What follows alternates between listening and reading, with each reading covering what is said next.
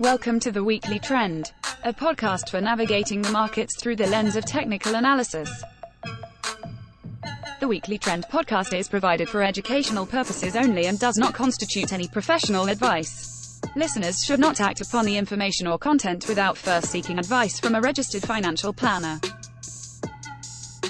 Welcome back to the Weekly Trend podcast. Today is November 21st, 2025. S&P sitting at 66.13. Is that what I read earlier? 66, yeah, 66.20. My name is McMillan, joined today by our senior analyst, Kevin Firari. A little bit more active of a week. Yeah, I would say, especially yesterday. It was a fun one. Yeah. So, I mean, I guess, stocks have been trickling lower, we could say, since late October, and even, a bounce. You and I were talking about this yesterday. I mean, up until, last Wednesday, we were 1% from all-time highs. Kind of trickled down since then. Nothing super dramatic. Lots of anticipation over what was going to happen with Nvidia. And they reported, I know it was more. I think they beat.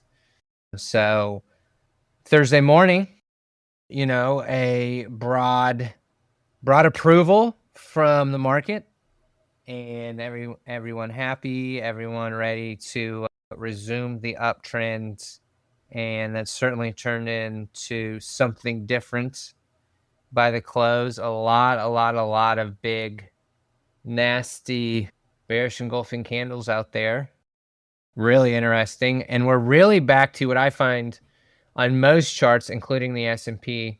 So we kind of did this back on October 10th.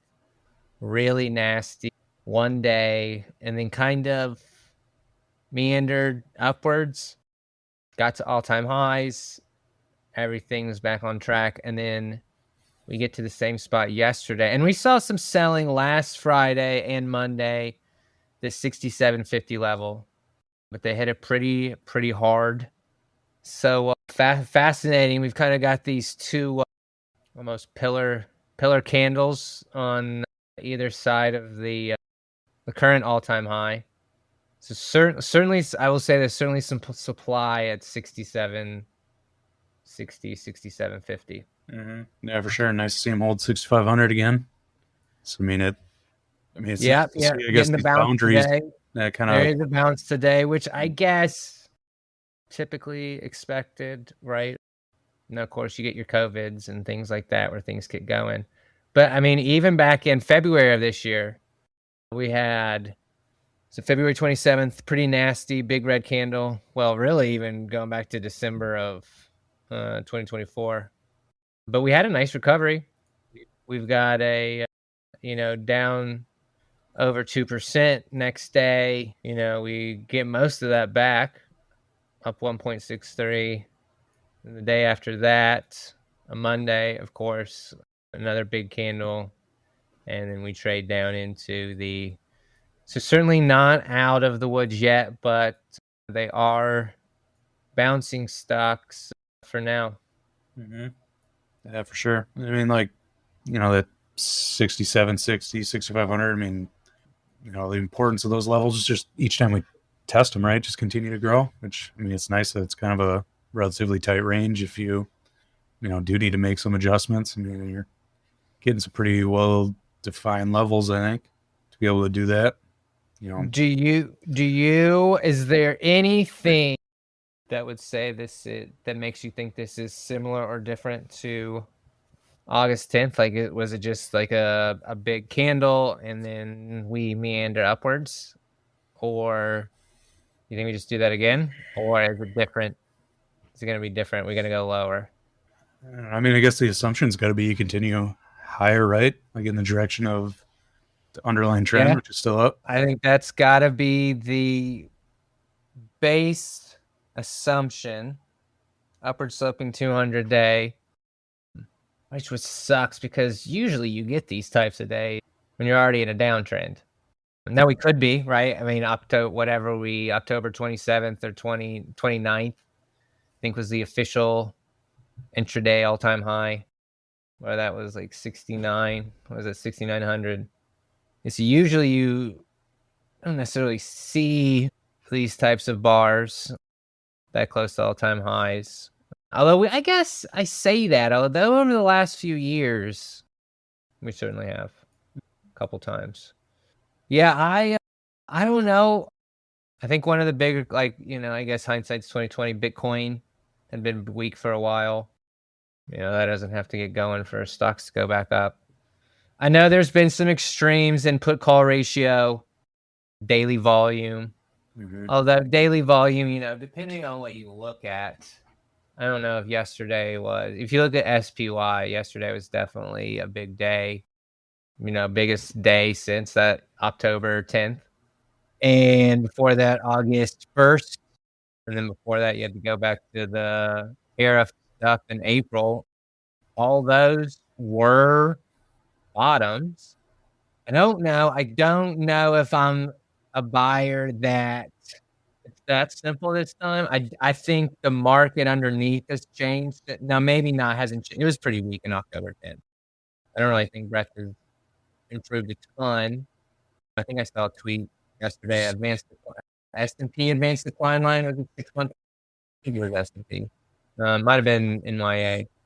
I should have looked before I hopped on here.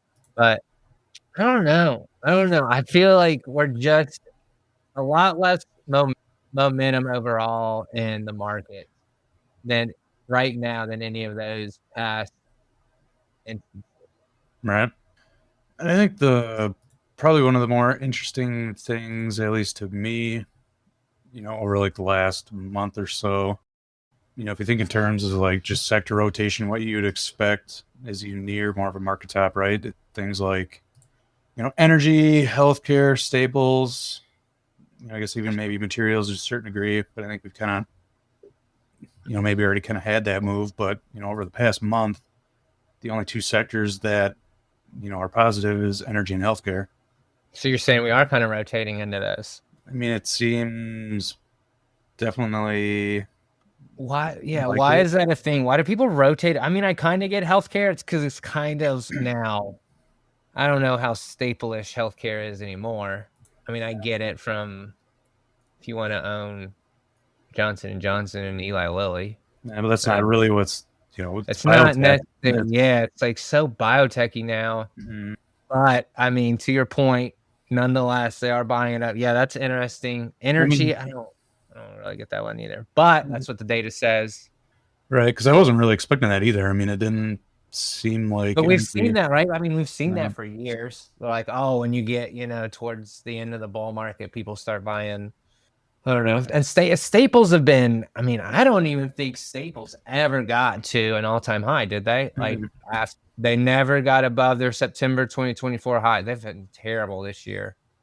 They've been recovering the last few days, I guess. But yeah, and I think like the timing's kind of interesting with like XLP retesting like 75, I guess we'll call it. You know what I mean? And holding that level. Yeah. Heading back up towards the 200 day now. So I don't. What a mess. Yeah, that is a chop fest. But yeah, I mean, you would think that people would start, moving into those areas. Staples kind of, I mean, December 2021, people started moving into staples. Like May 2018. I mean, May 2018. And I mean, there is people that started moving into staples. I mean, on a relative basis. So I am a firm believer that there are kind of these things, these risk off areas that pop up. We haven't seen that yet. More like the industry level. I mean, it's all within those buckets. Like your oil, services, exploration, production.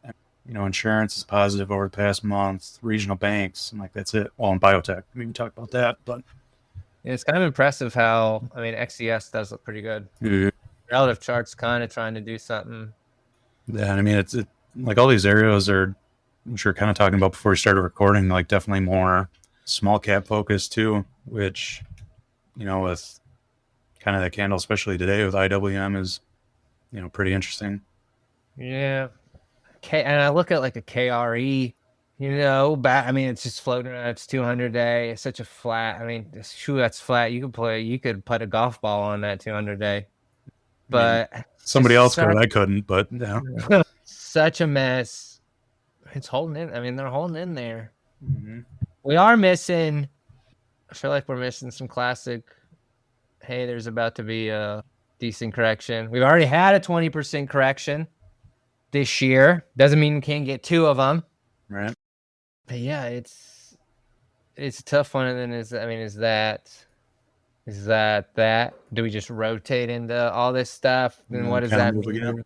What's that mean for like the S&P since it's so tech heavy? Mm-hmm.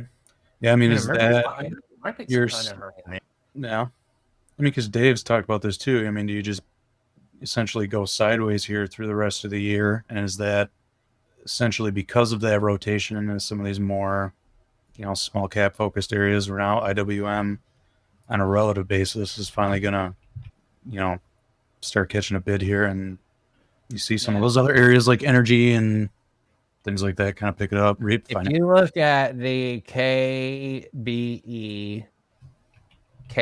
relative charts, it's just the same and same for KRE. Mm-hmm. I mean, you could definitely bottom here on a long-term basis. For sure. You could, but they just, I mean, how many times have we said that? Yeah. They could do it, though. Mm-hmm. They could. Or is this just I don't know, man. Paul never let me pay that guy. I never got to know what today's close was going to be. No. A couple hours, you'll find out for free. Well, not necessarily for free, but I don't know. And I mean, Dave shared this morning. We were kind of talking about that. Like cash levels for fund managers, pretty low level. Yeah, since what? Like lowest since 2011, basically? Mm-hmm. And then, but like what right? So, I mean, why we don't, like in April, we were 100% cash. Yeah, I mean, you see a spike. But we weren't really 100% cash. We just owned short-term T-bill ETFs. Mm-hmm. So I wonder, I don't know what to make of that data. I do think it's valuable, but when you're on this side of the fence and you understand how it works, I'm not saying that makes us like special or something, but it leads to a lot more questions. Right. Like, well, what are people actually invested in? Does this correlate? Or you brought up a good point about, do people just buy, you can get a return on something now. So no one just has cash. Like having cash on a statement 5 years ago, having cash on a statement now, your client's going to ask why. If you're going to be in cash, that's fine, but why aren't you going to get like? Right. I mean, I think it helps a little bit that there was a spike in that metric, like in April. Yeah. So it went from like essentially 4% to, not quite 5%. So I mean, you at least saw a jump there. So I think you might see the same reactions, just not the same magnitude of moves necessarily now, with there being other places you can put your cash, to actually get a return, get some yield. Maybe, I don't know. But there really was no reaction whatsoever, at least yet. But I mean, kind of your point before, it's not like we're really that far from all-time highs yet either. I think break back down below 6,500, that might start to be a different story. Yeah, 6,500 is the key. I think about 750, probably back on track. Mm-hmm. We can all take a big sigh of relief. I'm not saying that, obviously that's not guaranteed. I mean, all-time highs would be better. But you get back above both these big this is clearly a big supply area. You get back above that, then okay, we've probably chewed through, whatever supply was out there. But yeah, below, yeah, we'll call it yesterday's lows, 65, what do you call it, 6550, 6,500? Mm-hmm. Yeah. It's the same area as the October 10th lows. Again, the fact that we had some a lot of supply there, and then yet apparently both times we slammed on the brakes at the same area. That's an equal behavior that you got to pay attention to. I don't really want to be ranged. I mean, it's better than being in a 3% range is better than being in a 10% range. All right. And especially if it is essentially more range bound just because of that rotation underneath. I mean, then there's still going to be, right in theory, areas to take advantage of. If anything, that almost might be a better scenario for, somebody like us, right? Like if you're in the business of managing against the benchmarks, if it's the S&P, and that's kind of the best case scenario, I think. Get some of that rotation, move sideways, be able to capitalize on it. Maybe just some of these small cap areas, and you have a nice range that is defined to make, larger allocation decisions kind of moving forward. But could be point. After next week, it might not even matter, and we're just rolling. That's why you got to play the game, I guess, right? Yeah. I don't know. Dave shared that too. I think this was from Dietrich. Worst November, at least so far. I don't know when he shared this. Looks like as of the 18th. So a few days ago, worst November since 08. Just kind of interesting. I saw that. And of course, 07, it looks like 07 was. But yeah, I mean, I did want to bring that up. Just from a seasonality standpoint, right? I mean, October wasn't what you would typically. Now, the whole seasonality thing, I mean, you can make an argument that it's rocky August through October, and then the seasonality really starts in November. Mm-hmm. I'm more of in the camp that seasonality, the bullish seasonality, historically starts more in October-ish, which we didn't get this year. We're not clearly, like you just said, not up to a great start. Well, it's the 21st. So we're 3 weeks in. Mm-hmm. It hasn't been a great November.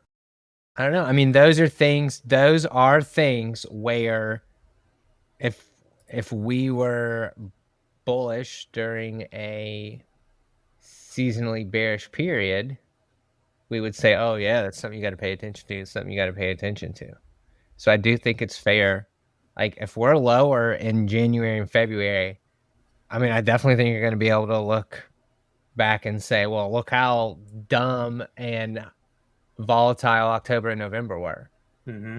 Like, was that a point? Well, and especially with trying to jump ahead of the hindsight here. Yeah.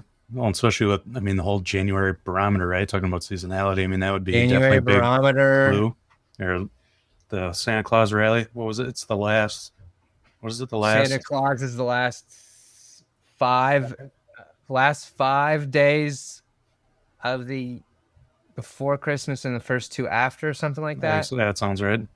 And then you get the first week of January. Yeah, first 5 days. Yeah. First 5 days, and then the full month of January. Right. Which, I mean, historically speaking, anyway, it's January, the month itself is usually a little bit more. Really seems to be a little bit more indicative of what you can expect, from what I remember. Because I think we, past couple of years, kind of that whole Santa Claus rally and like January barometer, it's been kind of a mixed bag, at least recently, I feel like. But, I mean, none of these things, right, are 100%. So is this just going to be one of those years where that's not the case? Mm-hmm.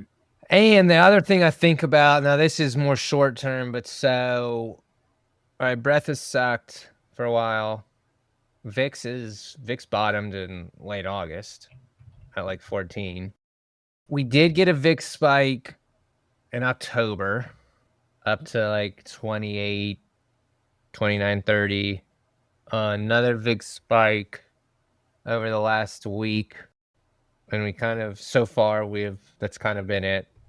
Resistance at 28, 29. If you go back over the last 2.5 years, and that's really it, you could say 34, 35.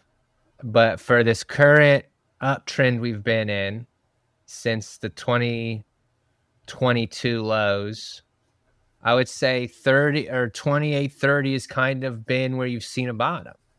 Outside of August of last year, that was kind of a one-day thing. And then again, April of this year with the tariff stuff. It's at least been, short-term bottom. So now that we're there, it's hard to say, okay, this is where I want to be net short. I mean, right. Yeah. be net short here now. I think But I do wonder if that's that, or it's just another tradable bottom. Yeah, I mean, to get to your point, the other things, right? You had the spike and put call. It was a high volume day, which usually, shows you never have I rarely have big volume days in uptrends. Like overly, like when you look at the volume bar, you're like, wow, that really stands out. Mm-hmm. I mean, that stuff usually happens when people are panicking. So you do have the big volume. You have the lower-ish cash levels, which I think we kind of put an asterisk by, but I think it does say something. I don't know. We'll see. So I guess we got to default to price. Yeah, I think so. As you pointed out, if we're in this range, I don't know if there's much you can do short term. Well, before we wrap this up, I want to bring attention to the sponsor of this podcast, the Adaptive Select ETF, listed on the NYSE under ticker ADPV, helps investors access two of the most prevalent factors in markets: momentum and relative strength, through proprietary identification methods. The Adaptive Select ETF attempts to own the strongest 25 large cap stocks when the market is in an uptrend. And since not all market environments are the same, Adaptive Select seeks to prevent extended declines by moving to short-term treasury bills and cash during long-term market downtrends. Investors can find out more, including how to invest in ADPV, by visiting adpvetf.com or by calling 1-833-880-5200. Investing involves risk, being potential loss of principal. Distributed by Quasar Distributors, LLC. Still can't get that word right. Proprietary? Proprietary. There you go. I just can't say it on the fly. Right. Well, and then the pressure's on too. So I mean, I know. Anything that you would like to leave our listeners with, Kevin, before we wrap it up for this week? I don't know. I mean, I guess if you had to summarize everything, right? Like we're holding 6,500. People aren't really going to cash. Considering where we're coming off with the VIX, I mean, historically speaking, it's done pretty well after the fact. I mean, it looks like maybe just rotation going on under the surface. I mean, it's You not don't like... You don't think this is the top? I don't think so.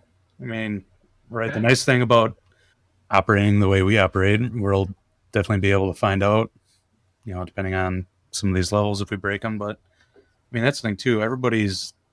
you can't scroll through X, I feel like, without a majority of people seeming like this is it. So, I mean, is that enough of an indicator right there? I don't know. Yeah, interesting for sure. I'll be fascinated where they close this by the end of the day.